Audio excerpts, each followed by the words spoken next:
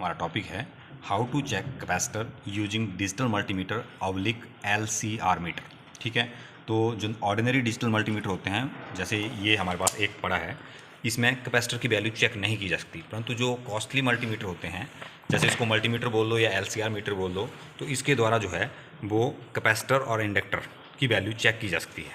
तो इसमें हम जो हैं वो 1000 माइक्रोफैराड तक के कैपेसिटर जो है वो चेक कर सकते हैं। ये 2 नैनोफैराड से लेके 1000 माइक्रोफैराड तक के कैपेसिटर जो हैं वो टेस्ट किए जा सकते हैं कि ये ठीक है कि नहीं है। जैसे अब हमारे पास ये कैपेसिटर है, ठीक है, ये कैपेसिटर है, जैसे यहाँ पे लिखा है 100 माइक्रोफैराड और 25 वोल्ट। ठीक है, तो ये 100 माइक्रोफैराड और 25 वोल्ट का है।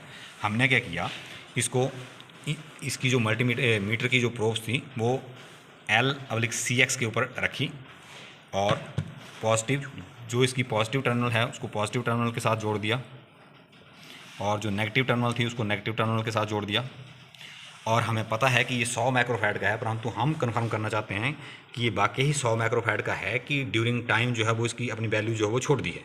तो हम मल्टीमीटर को पहले हमने इसको सेट कर दिया, हमने 200 माइक्रोफैराड के ऊपर सेट किया, ऑन करेंगे तो यहाँ पे ये थोड़ी देर रुकेंगे तो ये अपनी वैल्यू जो इसकी एग्जैक्ट वैल्यू होगी उसके ऊपर आके रुक जाएगा। तो ये लगभग 104 माइक्रोफैराड के ऊपर रुक गया है। तो जो इसकी एग्जैक्ट वैल्यू है लगभग 100 माइक्रोफैराड। ठीक है, माइक्रोफैराड के ऊपर हमने रखा हुआ है, 104 के ऊपर रुक गया है, तो ये 100 माइक्रोफैराड का है। हम इसको इकाई बड़ा कर दें तो 1000 माइक्रोफैराड के ऊपर चेक करेंगे तो 106 बता रहा है, 104 बता रहा है ना। 200 के ऊपर चेक करेंगे क्योंकि ये इसकी सही मापने की इकाई है, तो ये 103.8 माइक्रोफैराड बता रहा है, नियर अबाउट 100 माइक्रोफैराड।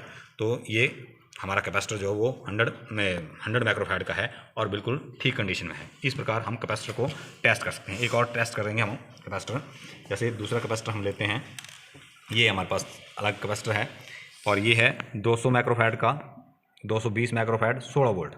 पहले हम इसको 200 माइक्रोफैराड के ऊपर रखेंगे, फिर देखेंगे कि वैल्यू दिखाता है कि नहीं दिखाता है।